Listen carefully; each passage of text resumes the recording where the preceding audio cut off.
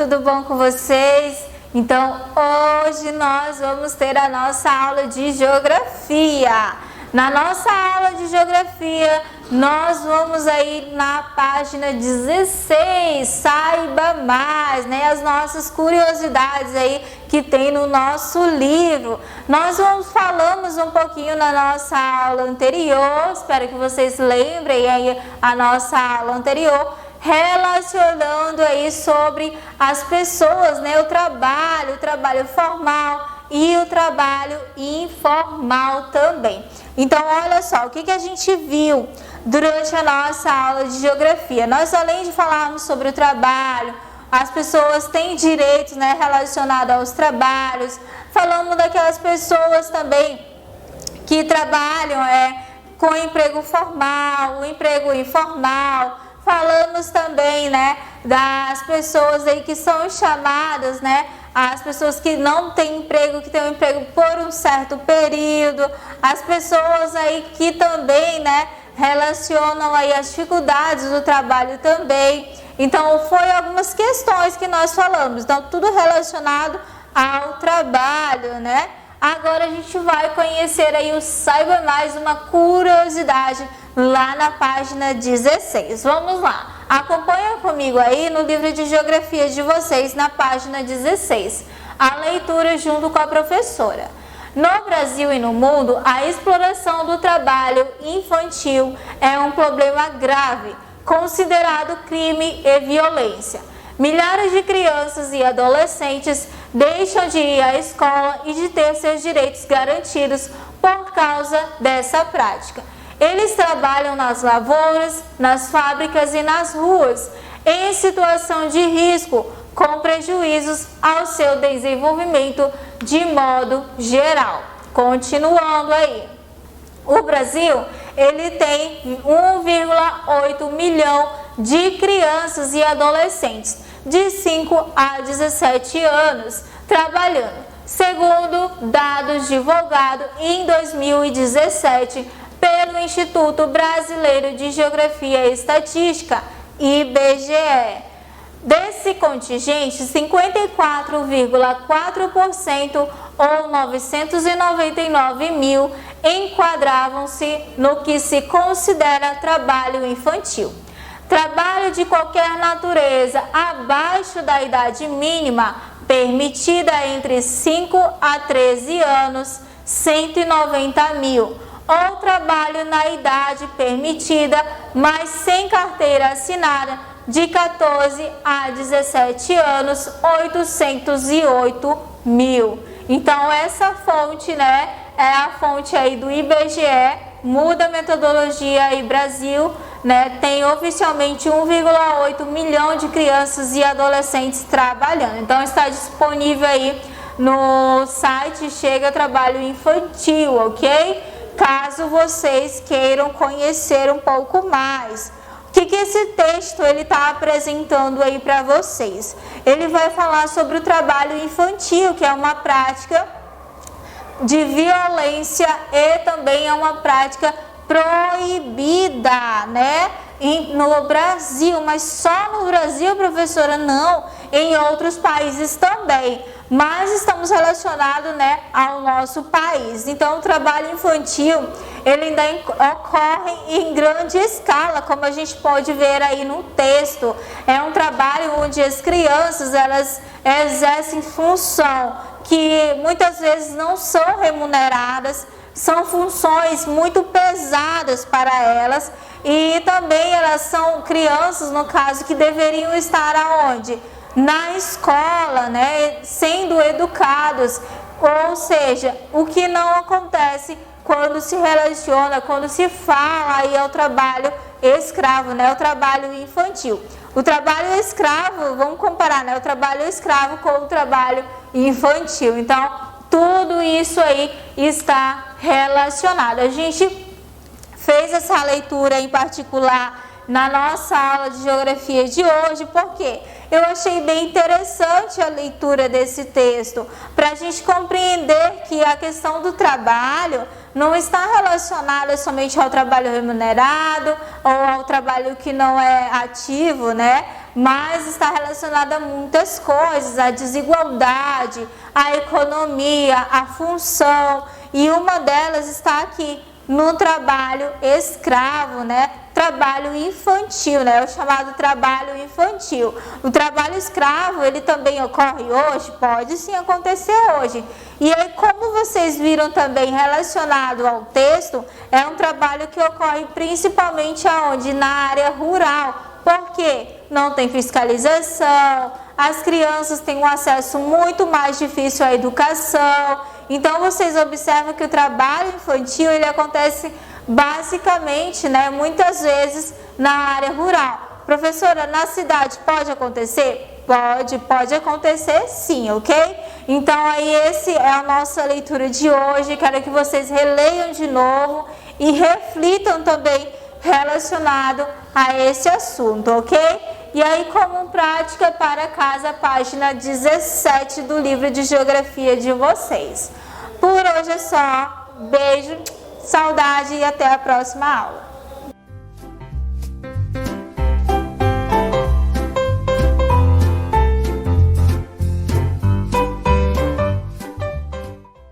Olá, quarto ano! Voltamos agora com a nossa aula regional, Geografia de Rondônia, nossa aula de hoje.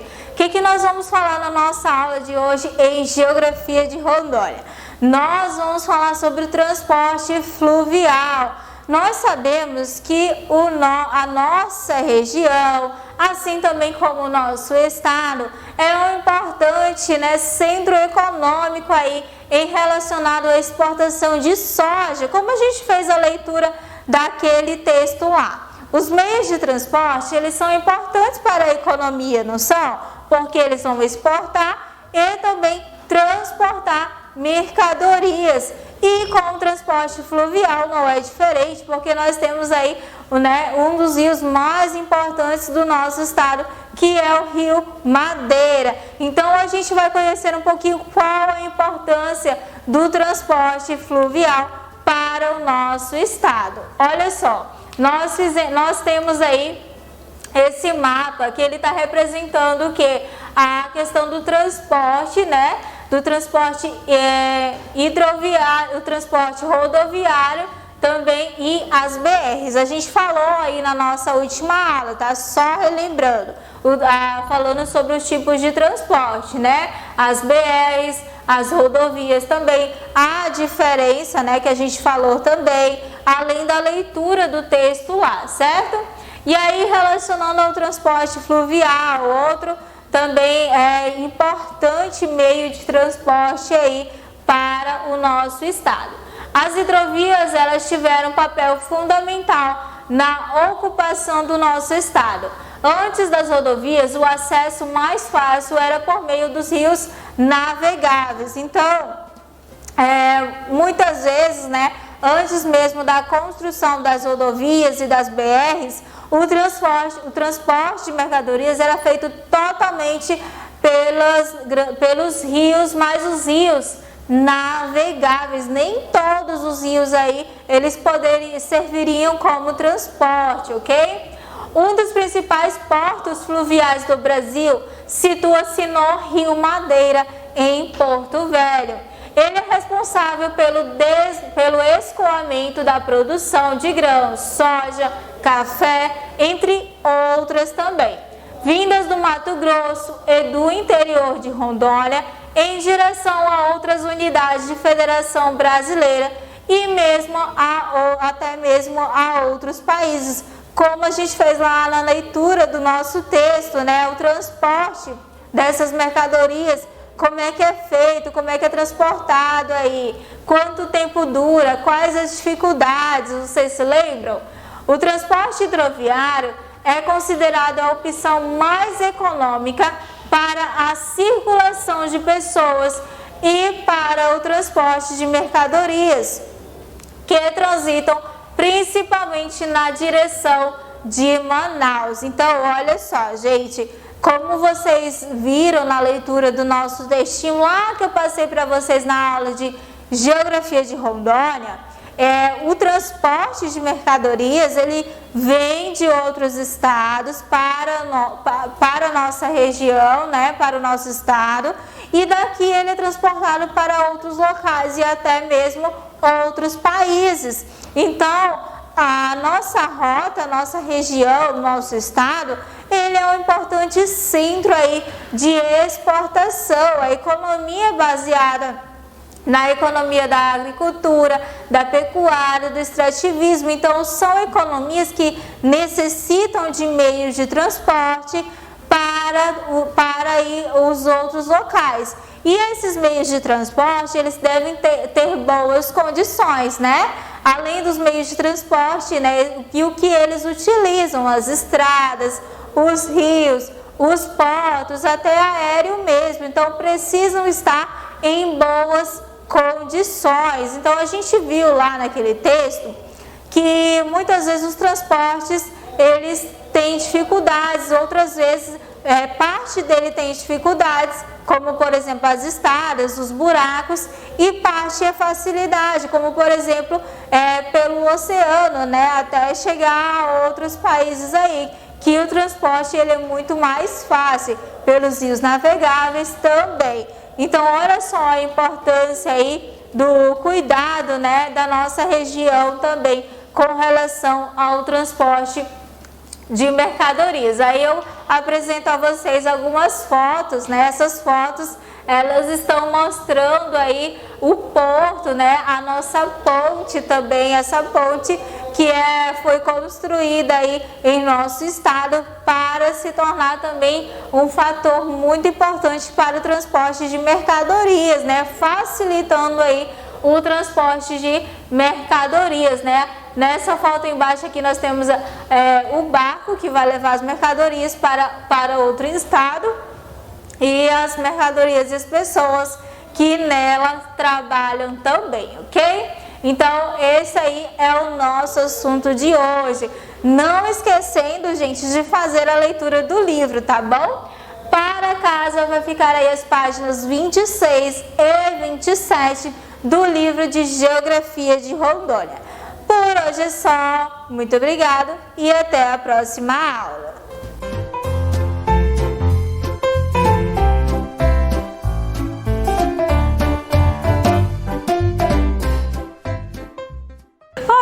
Oi, quarto ano, tudo bem com vocês? Eu espero que vocês estejam todos bem. Estamos começando mais uma aula de matemática. Hoje, dia 10 de setembro, a gente vem continuando com o nosso conteúdo de fração de quantidade e aí corrigindo as nossas tarefas de casa. Vocês fizeram?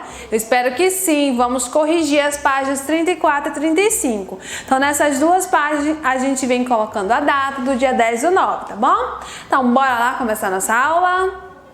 A gente tem o seguinte: 2. Hoje é o aniversário da professora e a turma encheu estes balões para enfeitar a sala de aula. Nós temos alguns balões aqui, ó. Luana encheu 1/3 dos balões. André encheu 1/2 dos balões e Marina 1/6. Bom, olha a indireta aí que o livro está dando para vocês sobre o aniversário da professora, hein? Inicialmente a pergunta é: quantos balões cada um encheu? Então a questão falou que a Luana encheu 1/3, o André encheu 1/2 e a Marina encheu 1/6. Mas agora nós precisamos trabalhar com a quantidade. Que quantidade aí de balões? A gente precisa estar contando quantos balões nós temos. A gente vai ter 3, 6, 9 lá em cima. Então a gente tem 9 em cima, 9 embaixo, são 18, né? Então a quantidade aí que a gente vai trabalhar é 18. Então, a gente vai ter 1/3 de 18, a gente precisa dividir o 18 para 3, que a gente divide a quantidade pelo denominador. Então, 18 dividido para 3 é igual a 6, logo Luana encheu 6 balões. Agora, 1/2 de 18, são 18 dividido para 2, que é igual a 9, logo o André encheu 9 balões. E a Marina, 1/6 de 18. Nós vamos vir aí com 18 dividido para 6, que é igual a 3. Logo, a Marina encheu 3 balões. E aí, acertaram? Espero que sim, viu? Número 3. A turma de Verônica tem 30 alunos e 1/5 desses alunos vai para a escola de ônibus. Quantos alunos vão à escola de ônibus? Então, trabalhou com quantidade e a fração, né? Que é o tema do nosso conteúdo, fração de quantidade. Então, nós vamos ter aí 1/5 de 30 alunos. Vamos dividir a quantidade para o denominador, 30 dividido para 5, que é exatamente igual a 6. Logo, 6 alunos vão à escola de ônibus. Agora a gente tem o número 4. Camila foi passear com sua tia e levou R$16 para gastar. Durante o passeio, Camila comprou um sorvete e gastou 1/4 da quantia que levou. Letra A. Que fração representa a quantia que Camila gastou na compra do sorvete? Foi falado aí, ó, 1/4. Então, é 1/4. B. Quanto custou o sorvete? Foi falado que ela gastou 1/4 da quantia que ela levou. E a quantia que ela levou é R$16. Então, nós vamos ter aí 1/4 de 16. Dividindo a quantidade para o denominador. 16 dividido para 4, nós temos aí que é igual a 4. Logo, o sorvete custou R$4. C. Quantos reais sobraram?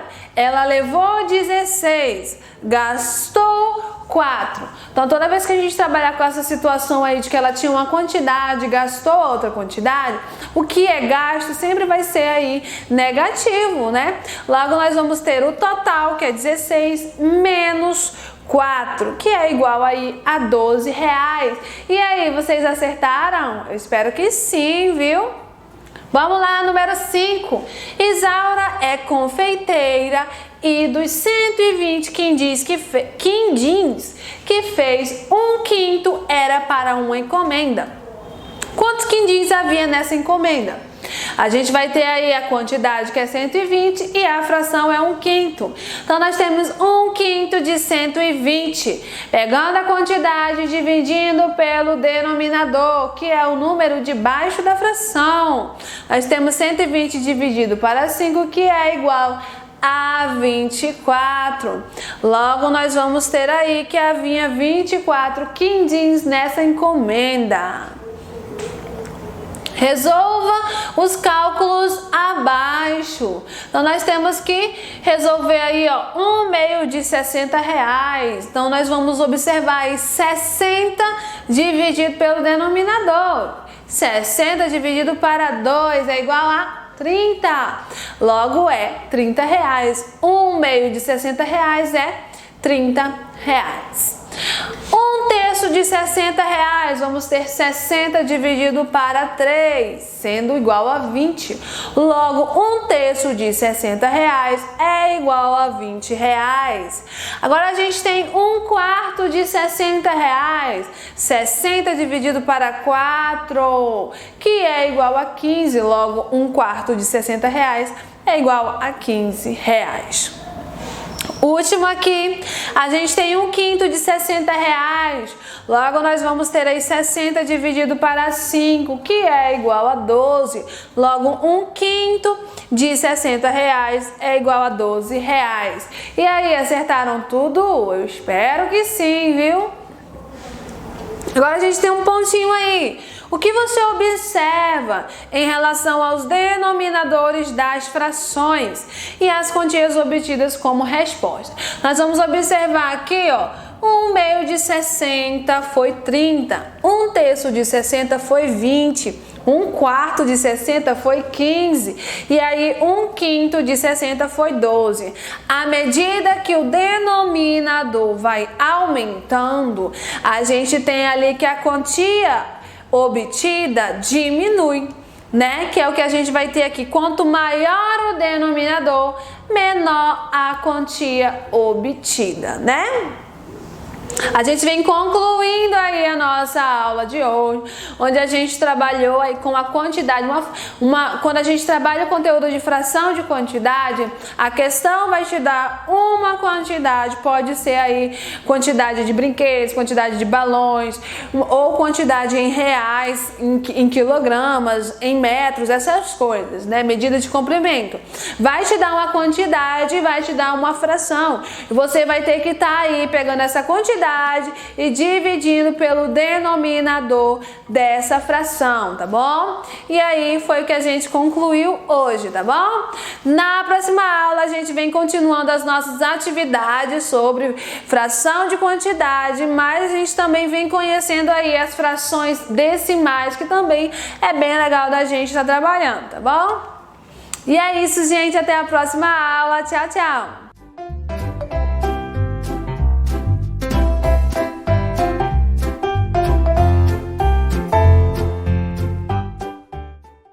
Hello students, good morning, good afternoon or good evening, tudo bem com vocês?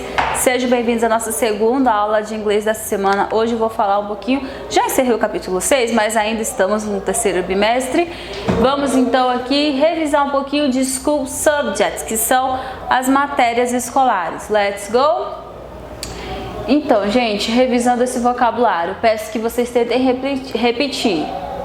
2. Listen and repeat. Página 64. Math, Math, English, English, Portuguese, Portuguese, Arts, Arts, Social Studies, Social Studies, Physical Education, Physical PE, Education, PE, Science. Science.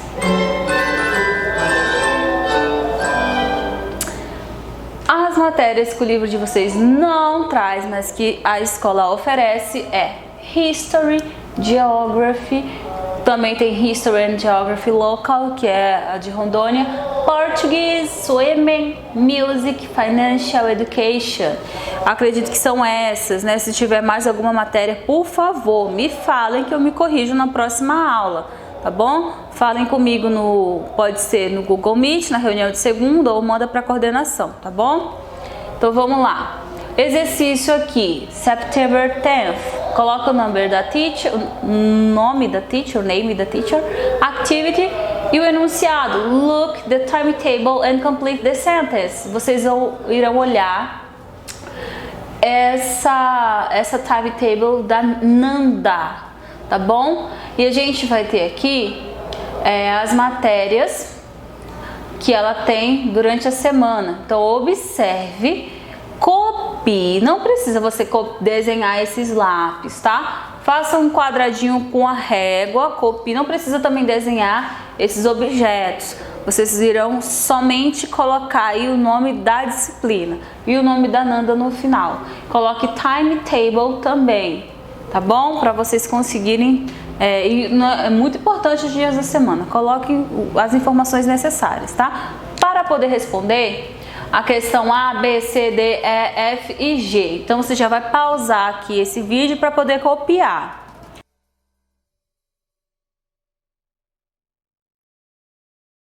E agora vocês irão corrigir aí, tá bom? Já copiaram, já responderam, vamos ver como é que fica. Conforme aquele quadrinho da timetable da Nanda, Nanda has English classes on. Qual é o dia que ela tem aulas de inglês? Nas sextas, on Fridays. Não esqueça do Szinho no final, tá bom? B. Nanda has Portuguese classes on. Quando que ela tem aula de português? Ela tem nas segundas, nas terças e nas quintas. On Mondays, Tuesdays and Thursdays. Agora a letra C. Aula de história. Nanda has history classes on Mondays and Wednesdays, que ela tem nas segundas e nas quartas. D. Nanda has PE classes on dia de educação física, Wednesdays, na quarta-feira. E. Nanda has swimming classes on, aula de natação, nas Fridays, nas sextas. F. Nanda has art classes on Fridays, nas sextas também. G. Nanda has math classes on Tuesdays and Thursdays, nas terças e nas quintas. Terminou, teacher? Ainda não. Vamos lá. 2. Back to exercise 1 and choose the correct answer. Então veja bem, por isso vocês deveriam ter copiado, vocês copiaram, acredito que copiaram, tá? Aquele quadrinho, a timetable da Nanda, porque lá tinha os horários também. É uma informação importante? É, os horários são informações importantes, sim. Vão copiar isso aqui também, que fica perguntando qual o horário dessas aulas. Então vocês têm que consultar a tabelinha de horário das aulas dela para poder responder. Então copia, responde e volta aqui para a gente ver como que ficou, tá bom?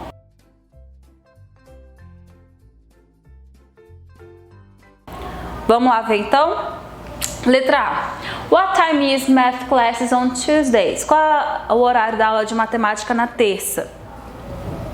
Segundo aquela tabela, é às 8 horas.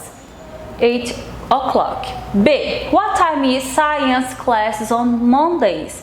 Que horas é a aula de ciências nas segundas? Isso é, então, it's 9 o'clock. 9 horas. What time is PE classes on Wednesdays? Aula de educação física nas quartas. 10 o'clock. What time is swimming classes on Fridays? Qual é o horário da aula de natação nas sextas? É 11 o'clock. São 11 horas da manhã.